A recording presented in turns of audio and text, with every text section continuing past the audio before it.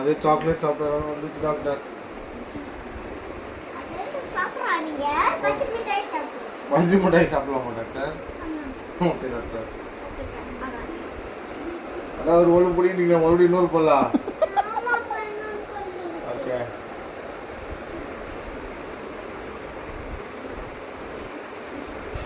என்ன பண்ணுறீங்க?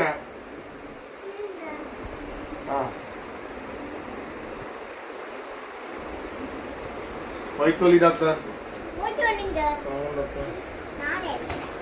வயிற்று டாக்டர்.